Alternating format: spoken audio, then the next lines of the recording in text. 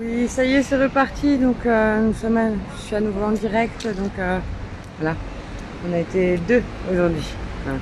Donc, pour l'instant, je suis toujours sans nouvelles de Corinne Front. Corinne Front qui m'a assuré venir aujourd'hui. Donc, je sais pas, il est quand même 15 h. Donc, j'essaye d'avoir des nouvelles. Mais pour l'instant, le téléphone ne répond pas à Corinne Front. Mais bon, voilà, je ne désespère pas.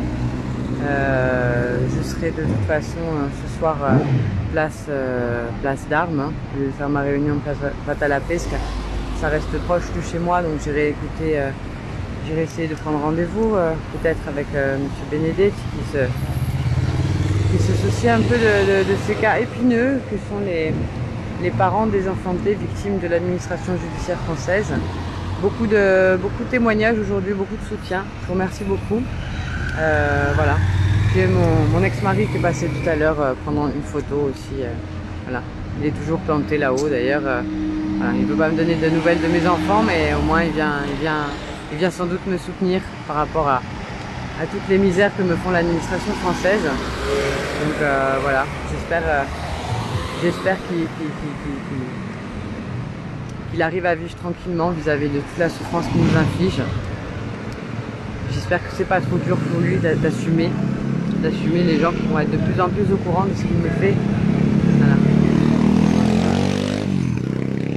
Entre la triche assumée de tous ces braves gens et la perte de mon logement là, qui est imminente, ça fait peut-être beaucoup.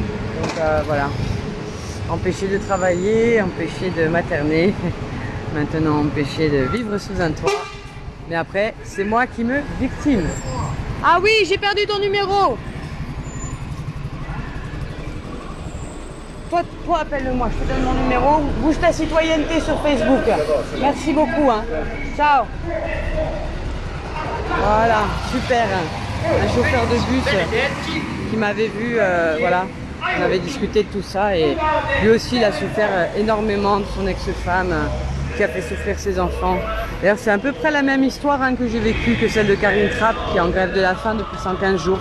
Papa 2 déçu de divorcer, a été voir papa 1, voilà.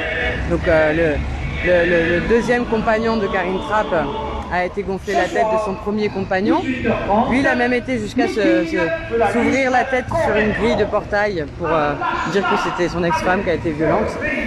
Donc voilà, grâce à tous ces problèmes d'hommes qui ont du mal à gérer leur séparation, ben, les enfants sont brisés, ils sont éloignés, coupés de leurs parents. Pendant des mois, il a dit que c'était moi qui le coupais de ses parents. C'est pas vrai, j'ai donné 80 SMS, échanges SMS où je montrais tout à fait que j'étais disposée à ce que mon futur ex-mari puisse voir les enfants. Ce que je voulais pas, c'était qu'il les ait seuls parce qu'il a eu tellement de problèmes et avec la psychiatrie et avec des plaintes posées entre sa mère, lui, moi sa mère m'a même agressée quand j'étais enceinte, etc. Donc tout ceci est à disposition des tribunaux, que ce soit auprès de la gendarmerie de Calenzane ou la gendarmerie de Calvi, que ce soit aussi au commissariat de Marseille où un jour mon ex, ulcéré par le comportement de sa mère qui est vraiment défaillante, s'est asséné une cinquantaine ou une centaine de coups de chaussure sur le visage. Et ça, il y a plein d'amis à nous qui sont témoins, qui l'ont vu en panda revenir de Marseille. Et donc voilà, ça a été très lourd. Moi j'étais déjà enceinte de notre première fille ensemble quand ça s'est passé, ces événements-là. Et donc c'est sûr que je suis vraiment désolée pour lui qu'il en arrive là à des situations familiales dramatiques. Mais à un moment donné, il faut absolument qu'on puisse essayer d'aider des personnes comme ça à ce point fragilisées. Plutôt que de les laisser la garde d'enfants mineurs qui sont peut-être en danger et puis plutôt de se réveiller que quand il arrive des drames comme à Julie Doubib. Faut pas se mobiliser quand les gens sont décédés. Faut se mobiliser avant, justement, pour empêcher ça. Mais c'est vrai que si on a trop tendance à faire confiance à la justice, à la police ou aux associations d'aide aux défense des droits des femmes, on se déresponsabilise aussi. Et en fait, on se retrouve très isolé. Ah, je suis contente, il y a une des personnes qui devait se mobiliser aujourd'hui qui arrive, donc c'est cool. C'est cool. L'association Awabash qui m'aide au niveau d'une plateforme citoyenne. Super. Merci d'être venu, c'est gentil. Hein, parce que je suis très isolée depuis ce matin. Ouais. Tu as eu du monde? Non. Bah, j'attendais que... Et c'est quoi tu dis? Je sais pas bien. C'est une journée de mobilisation en soutien à Karine Trapp, qui est une maman elle-même victime des dérives de l'administration judiciaire et donc qui est en grève de la faim depuis 115 jours. Ils vont la laisser crever de faim, cette personne. Donc on aimerait bien voilà, avoir un maximum de ramadan, même j'aurais dû demander à Djouzé, enfin à Wabast de... Bah je sais, mais vous savez, quand moi je mange peu, je dors peu, je suis très donc il faut m'aider, j'arrive même plus à... Il y a des documents qu'on me demande de remplir, j'arrive même plus à écrire. Donc on est dans des situations où sans soutien fort... Tu n'as pas demandé à ceux avec qui on avait eu la réunion? Si, elle me soutient, Marie Martine, elle est gentille comme tout, cette dame. Donc en contact avec une avocate qui a l'air d'être vraiment bien. Et j'espère qu'elle pourra faire quelque chose pour moi, quoi. Parce que là, j'ai reçu le papier d'huissier, comme quoi je devais quitter les lieux de là. Ouais. Là, je sais même pas si ça se trouve, ils ont déjà cassé ma porte et changé la serrure pendant que j'étais ici. J'en sais rien, je sais même pas où je dors ce soir. Donc c'est vrai qu'on me dit que je suis un peu fragile émotionnellement. Mais je défie quiconque de te dire ça. Hein, tu sais, et puis il est là depuis tout à l'heure, mon mari, tu le vois, hein, le monsieur en blanc là qui est en train d'écrire sur son téléphone. Donc il a pris en photo et puis il est là depuis tout à l'heure, il me regarde. Donc si c'est pas une souffrance psychologique, hein, une espèce de façon de faire qui est un peu dégueulasse, quoi. Hein. Tu sais, au lieu de me donner mes nouvelles de mes enfants, il m'a envoyé des photos. Ça dépasse l'entendement. Hein, ça dépasse l'entendement, on est bien d'accord. C'est une honte. À l'assaut, il y a une petite Marocaine de 26 ans qui s'est pendue. Alors je dis, c'est la... Et pourquoi elle s'est pendue? Elle s'est pendue parce que son mari s'est pendu il y a 2 mois à la prison, parce qu'il y avait attouchement sur les enfants. Mon Dieu. Elle était seule, on lui a retiré... Oh là là. Mais c'est tous les jours que j'entends ça, mais combien de temps ça va durer? En pouponnière. Et donc demain, on va à la levée du corps, tu vois, alors on est complètement chamboulés. Ben moi je viens à la levée du corps en soutien à cette femme parce que j'ai pas envie qu'il m'arrive ça. Où ça? 9h30 à Falcounade. À Falcounade, de 9h30. Voilà. Ans. On va essayer de soutenir cette maman, voilà, un drame de plus, Vous attendez quoi pour bouger? Vous attendez quoi pour bouger quand il y a des espèces de pervers narcissiques comme ça qui vous font du chantage? Mais c'est pas quand moi je vais m'être pendu aussi qu'il va falloir bouger. Parce qu'il y en a plein des parents suicidés, tous les jours ils me font des témoignages les gens. Moi on m'envoie la police quand j'essaye de réclamer mes droits. Mais lui il est tranquille, il les appelle. Voilà. Et moi demain, fan cottage, 9h30, j'ai bien noté. Et si tu as des nouvelles hein, de femmes solidaires ou données d'Igor-Sika, ce serait bien aussi qu'elle m'appelle un peu. Si j'ai pas de nouvelles non plus. Merci, 9h30 je serai là. Merci beaucoup. Oui, 9h, ça va. Voilà, donc une jeune femme de 26 ans, voilà. On en apprend tous les jours, hein, tous les jours. Donc, qu'est-ce que vous faites pour nous? Vous attendez qu'on soit... Que ce soit trop tard pour réagir, hein? Donner Igor-Sika, c'est bien beau de parader là, avec des belles affiches et tout ça. Soutien à Julie Doubib, mais il ne faut pas attendre qu'on soit mort en fait pour réagir. Il y a bien de façons de faire en amont. Pour éviter tout ça, parce que moi j'ai essayé justement d'être dans des solutions pour ne pas en arriver là, et en fait j'ai été demander de l'aide à la justice et je me suis retrouvée carrément envoyée à l'abattoir. Je pensais pas du tout ma situation au regard de ce que j'en pensais il y a 9 mois, que je la trouvais grave ma situation, mais au regard de celle qu'elle est à l'heure actuelle à cause de l'administration judiciaire et de toutes ces magouilles qu'elle soutient et que tous ces magistrats soutiennent. Et ben ma situation elle est bien pire après la justice qu'avant la justice en fait.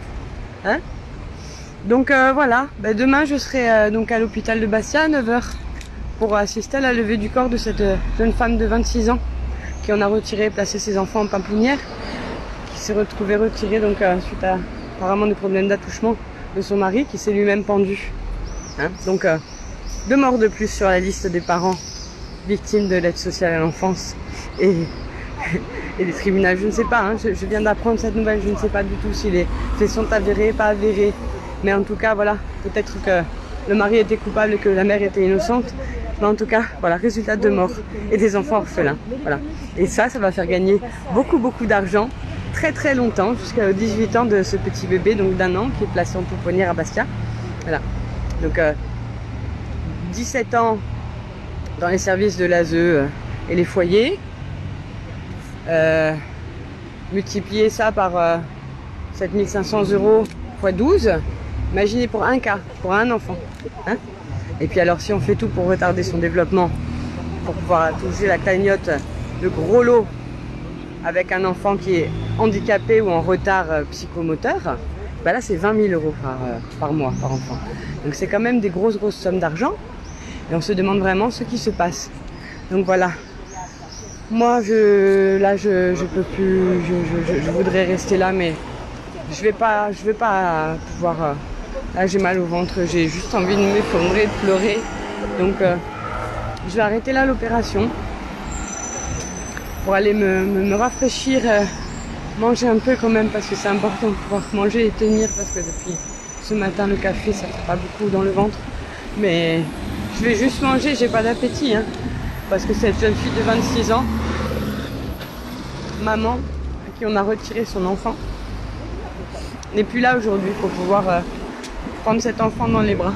Et ça c'est insupportable. Donc voilà, je vais pas continuer le live plus longtemps, j'ai pas envie de m'effondrer en direct. Je vais retirer tout ça. Je vais saluer donc mon mari qui est donc en face là. En attendant, il ferait mieux de me donner là des nouvelles de mes enfants plutôt que d'être là, présent, hein, à appeler. Qu'est-ce qu'il appelle? Tu appelles encore la police, Pierre-André, hein, pour te plaindre? Non mais attends, c'est le monde à l'envers. Donc maintenant, je vais y aller parce que j'ai pas envie de voir sa face là, comme ça, me narguer en permanence, être au téléphone. Là, elle veut bien ta tête, sois fière, ouais. Donc j'ai pas envie que ça tourne à l'altercation. Donc je vais rentrer chez moi. Et puis vous pourrez me retrouver donc à 18 h, puisque je n'ai toujours pas de nouvelles. À 18 h, on va essayer de voir quand même Paul Fé, hein, Paul Félix Benedetti. On va lui demander un peu voilà, ce qu'il en pense de tout ça. On va pas faire le boucan, on va pas faire d'esclandre, on va juste essayer d'avoir un petit retour. Voilà. Donc merci à tous. Partagez ce live. Sortez de la honte et du tabou. N'hésitez pas à vous rassembler. N'hésitez pas à dénoncer tous ces abus. N'hésitez pas à vous unir autour de ça. Et c'est comme ça qu'on va se protéger tous les uns les autres et éviter ce genre de drame. Voilà. Donc voilà. Cette maman, demain, on ira lui rendre un dernier hommage. Voilà. Une victime de plus. Une victime de plus et un enfant seul et abandonné. C'est horrible. Faites quelque chose, messieurs, dames, faites quelque chose. C'est avec vos impôts qu'on fait ça, vous devez demander des comptes. C'est pas normal.